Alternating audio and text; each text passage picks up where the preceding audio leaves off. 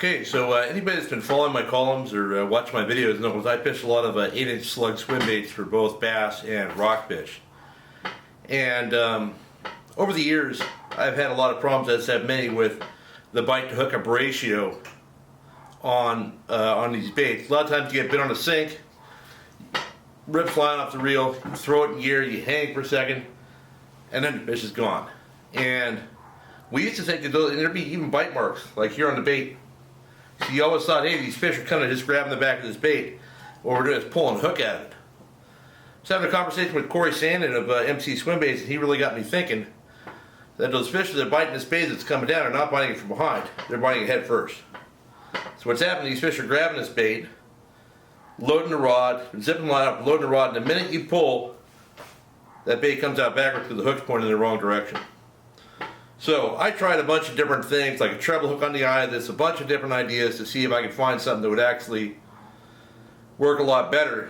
And I did find something. I've been keeping it quiet the last couple of years because I was still fishing bass tournaments. I didn't want to share it with everybody, but to take a break from that, I figured I might as well share this with you guys. So what I did here was I got a lead head, and I cut the hook off of it and left a little bar, and welded a spring onto it that I could screw into my bait. Whatever bait, a big swim bait, a slug, gulp grub, whatever.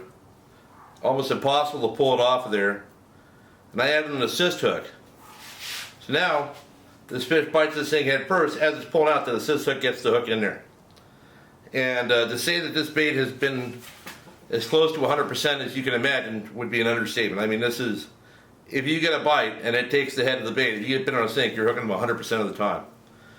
And the beauty of this bait as well is that you don't run into a situation where you get down to the bottom, you get bit, and you do this, and now your bait is useless, especially when you're fishing rockfish 150, 200 feet of water. Winding this up is a complete waste of time. And the more fish you catch, the more likely that is to happen. As I say with this, it's not going anywhere, and I've caught dozens, if not 100 fish on a single slug before, now that I've changed this rig over. And it's pretty easy to do. I'm going to show you after this video a couple steps that you can do, how to make this. I'm sure guys will come up with better ways than I've done it, but I'm just a pretty simple guy, but it works for me. So let's take a look at those now. I think you'll need a lead head, a spring, which will come off of a weedless swimbait hook, or just a spring, an assist hook, and a split ring. And that's a trocar spring there. You can use one from owner or just a spring you have at home. Pair of bolt cutters and your lead head. Just clip the shaft before the bend, and you get your drill and drill a small hole, and there are two holes next to each other in the base of the lead head. Slide your spring over that shaft. You get silver solder and heat it up. You could use epoxy, you can use whatever you want. That silver solder works pretty good for me.